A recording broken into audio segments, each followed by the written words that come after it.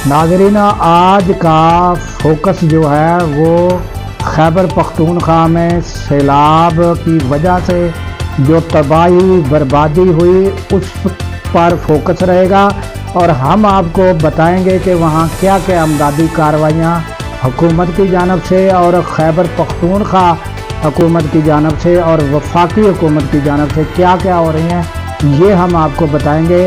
इस पर सारा फोकस रहेगा। और उसके अलावा फील्ड मार्शल आसिम मुनीर की जो इंटरव्यू दिया है उसके बारे में भी हम आपको बताएंगे।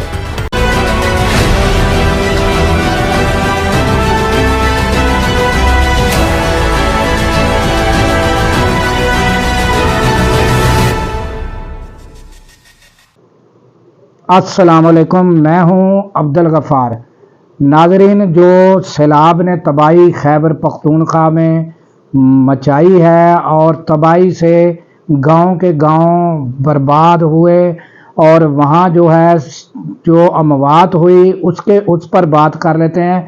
नाज़रीन, बुनैर में जो एक गांव था वो मुकम्मल तौर पर तबाह हो चुका है और एक शख्स जो है उसके ख़ानदान के एक ही ख़ानदान के 10 अफराद बिछड़ गए हैं।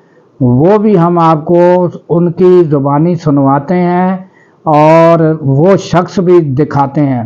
तो पहले बात कर लेते हैं कि वहाँ इमदादी कार्रवाइयाँ जो हैं उस पर फोकस करते हैं कि वहाँ जो है नाज़रीन बहुत बड़ी तबाही से दो चार हुआ और खैबर पख्तूनख्वा, और वहाँ जो है 8 अजला को जो है ना वो करार दे दिया गया है आफत ज़दा। जिन जिन इलाकों में बरसात ने तबाही मचाई है तो वो आफत ज़दा करार दिया। और उधर वफाकी हुकूमत जो है वो भी इमदादी कार्रवाइयों में बढ़ चढ़ कर हिस्सा ले रही है। उसके अलावा नाज़रीन नंबर 1 पर हमारी अफवाज है जो मुश्किल तरीन हालात में वहाँ पहुँच रही है और लोगों को रेस्क्यू कर रही है।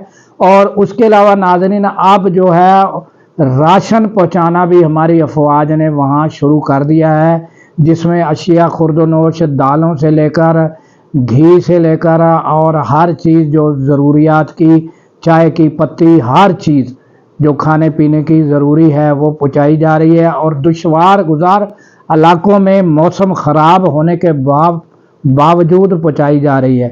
तो उधर नाज़रीन जो खैबर पख्तूनख्वा हुकूमत है उन्होंने एक अहम ऐलान किया है, जो मुतासरीन जिनके लोग जिनके प्यारे जो हैं उनसे बिछड़ गए हैं और जिन घरों के प्यारे बिछड़ गए हैं उन लोगों को 20-20 लाख। और उसके अलावा नाज़रीन एक बड़ा ऐलान जो हुकूमत खैबर पख्तूनख्वा ने किया है वो कहा है कि हम जो हैं मुकम्मल यानी उनका नुकसान का अजाला करेंगे 100%।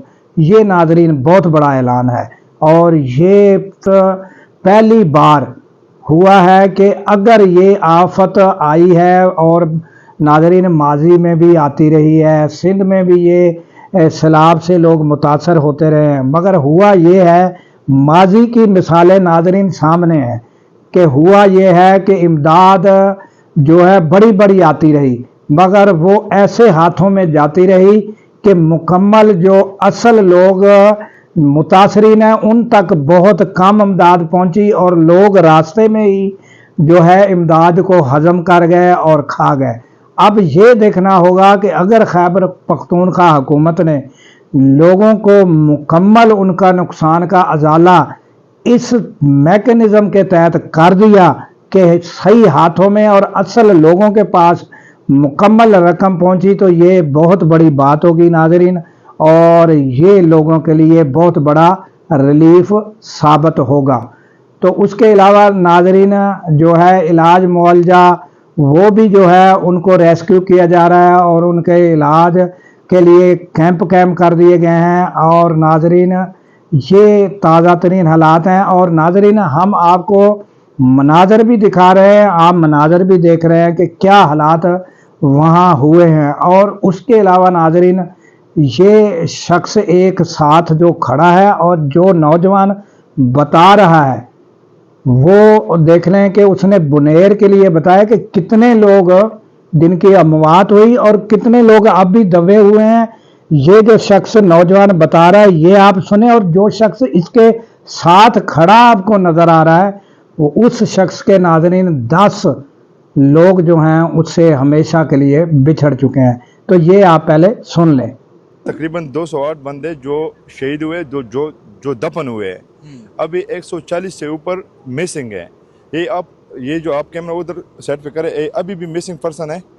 ادھر سے جو میرے خیال میں لوگ لگے ہوئے ابھی بھی بندے نکال رہے ادھر.